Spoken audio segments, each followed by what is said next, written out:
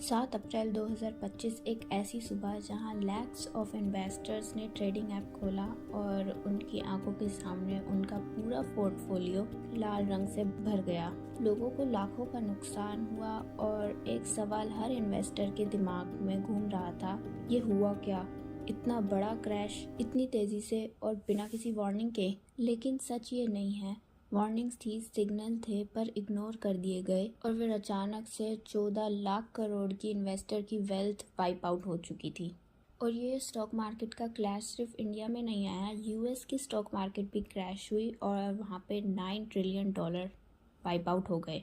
दोस्तों, 7 अप्रैल 2025 को Indian stock market ने अपना रीसेंट 2025 का सबसे बड़ा क्रैश देखा। सेंसेक्स गिरा 3,939 पॉइंट से, यानी 5.22% से, और दोपहर के बाद थोड़ा सा संभले। फिर सेंसेक्स 2,295% के नुकसान के साथ 73,137 अंक पर बंद हुआ और वहीं निफ्टी 742.85 अंक यानी 3.24% गिरा और 22,161 अंक पर बंद हुआ। और इंडिया का VIX यानी जिसे वोलेटिलिटी इंडेक्स, जो मार्केट का फियर इंडेक्स है, वो 50% से ज़्यादा बढ़ गया था। इसका मतलब था investor panic at its peak.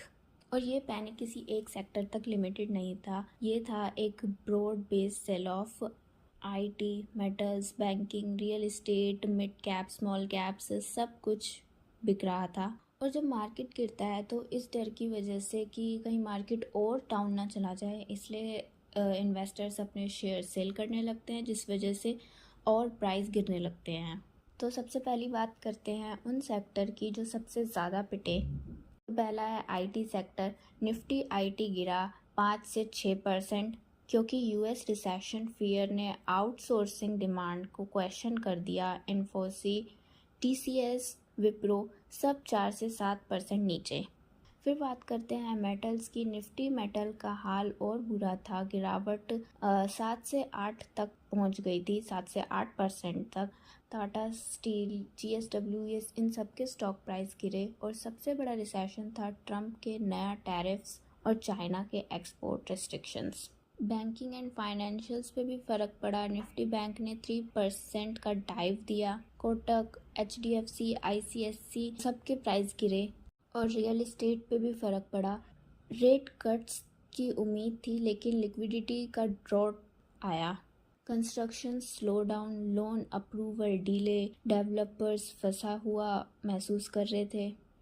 और फिर आता है ऑटो सेक्टर।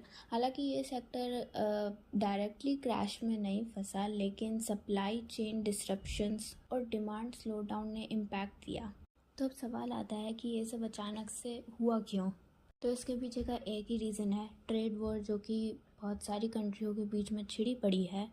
और मैंने इस पे ऑलरेडी एक वीडियो बना रखी है, आप चाहे तो वो भी देख सकते हैं। 2 अप्रैल को प्रेसिडेंट ट्रंप ने अनाउंस किया new tariff up to 50% on import from China, India और दूसरे एशियन कंट्रीज़।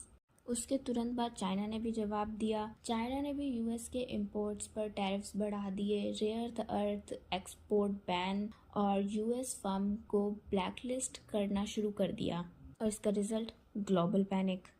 जापान का निक्के गिर गया 7 से 8%। हांगकांग का हैंग सेंग क्रैश हुआ लगभग 13% और इसका इम्पैक्ट इंडिया तक पहुंचा, विद फॉरेन इन्वेस्टर्स पैनिक में निकलने लगे। तो जब ग्लोबल पैनिक स्टार्ट हुआ तो सबसे पहले फॉरेन इन्वेस्टर्स भागे, जिन्हें हम FLLS यानी फॉरेन इंस्टीट्यूशनल इन्वेस्टर बोलते हैं, और FPIs foreign portfolio investment board. और इंडियन रुपीस गिरकर $1 इक्वल टू 86 इंडियन रुपीस तक आ चुका है। ये डेप्रिसिएशन सिर्फ इम्पोर्टर्स को नहीं बल्कि फॉरेन इन्वेस्टर को भी डबल लॉस दे रहा था। एक तो मार्केट नीचे, दूसरा करेंसी का भी नुकसान। और फिर कमोडिटी मार्केट के भी प्राइस गिरने लगे, वो भी क्रैश में आ गई। क्रूड ऑयल गिरने लगा और गोल्ड भी गिरने लगा।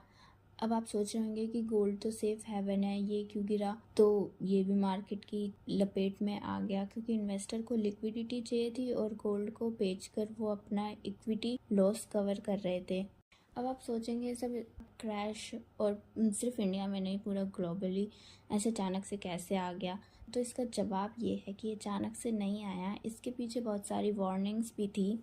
इकोनॉमिस्ट ने, एनालिटिक्स ने पहले बताया था, जब टैरिफ्स बढ़ रहे थे, जब ट्रम्प टैरिफ बढ़ा रहा था, तभी उन्होंने वार्न करा था कि ये ग्लोबल सप्लाई चेन के लिए और ग्लोबल इकोनॉमी के लिए अच्छा नहीं है, इससे प्राइस बढ़ेंगे और रिसेशन आएंगे।